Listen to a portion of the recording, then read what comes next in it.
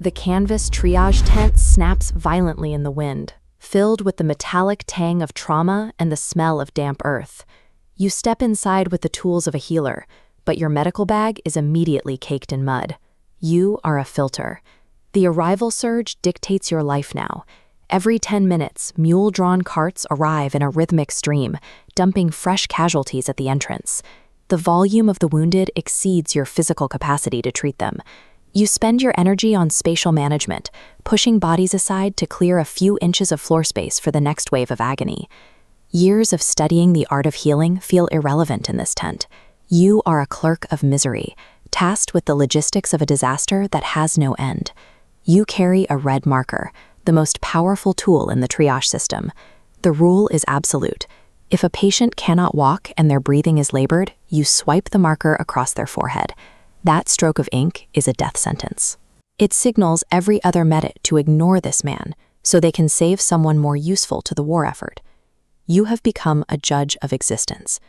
Logistical collapse follows the triage. The war machine prioritizes bullets over bandages, leaving you to reach into empty wooden crates. You clean instruments with subpar alcohol and use strips of torn uniforms as makeshift wraps. The quality of care drops as you perform procedures with blunt, contaminated tools. You become a vector for infection, directly introducing disease into the very wounds you are desperately trying to close. A theological override complicates your work. Priests in heavy robes enter the tent to claim that a patient's suffering is a divine trial. They argue that surgery could block the necessary purification of the soul. You fight a biological battle, while the administration fights a spiritual one. The holy aspect of the war is the specific force killing your patients. If you do stabilize a soldier, rapid redeployment takes him. Once a man is deemed combat effective, he is hauled away and sent back to the slaughter, regardless of his mental state. You act as a maintenance worker for a killing machine.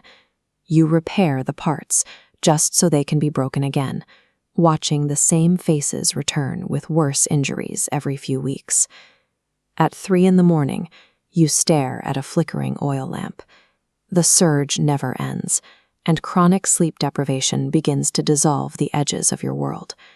You experience a state of dissociation, where screams sound like background noise.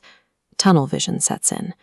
You see a stitch, a bandage, or a pill, but you stop seeing the human being attached to them. Hierarchical triage forces you to abandon medical ethics. You receive orders to move a dying infantryman to the back of the line because an officer's aid requires priority for a minor scratch. Survival in this environment requires the death of your empathy.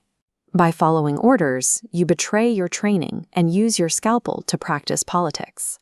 The Army believes in divine protection, which places the burden of infallibility on your shoulders. When a soldier dies, the crowd blames your lack of devotion rather than biology. Zealots interrogate you, searching for signs that you lack the spiritual purity to heal the chosen. Science is treated as a secondary tool, subservient to superstition. Environmental pathology is the second front of your war.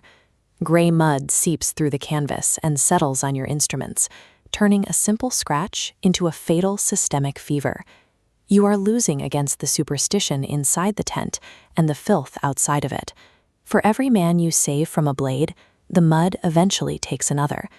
Detachment is a survival mechanism, but it shatters when you find a handwritten letter tucked into a soldier's tunic. The letter introduces an emotional anchor. Suddenly, you aren't treating a number. Suddenly, you are holding the hand of a father or a son. This overwhelming wave of empathy slows your hands. In a triage tent, this humanity is dangerous. It transforms a medical facility into a graveyard of unfulfilled promises and reminds you of the worlds you've allowed to end. Your tools are suffering from material degradation. The scalpel is dull from overuse, and the sharpening stone is worn to a nub. A blunt blade requires force, turning surgery into butchery. This lack of precision mirrors the war itself, where everything is grinding to a messy, imprecise halt. You conclude every shift with the death ledger. You categorize the fallen into cold lines of text so the high command can calculate replacement rates. The butchery of your tools and the arithmetic of the ledger represent the final reduction of life.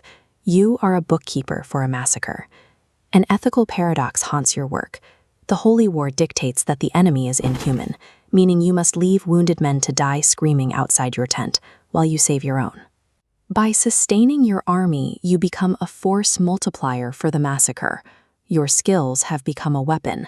You face crushing intellectual isolation. You are the only person in the camp who views the war through biology rather than glory. The soldiers are fueled by fervor and the priests by dogma.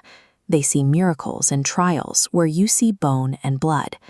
In this camp, the only ones who see the war for what it is, a biological catastrophe, are you and the men you couldn't save. You look toward the horizon at the permanent line of black smoke. This is the infinite horizon. Because the goal of a holy war is the erasure of an enemy, it has no mathematical endpoint. Hope collapses as you realize the smoke will never clear. You are managing a disaster designed to be permanent. The next wave of carts arrives.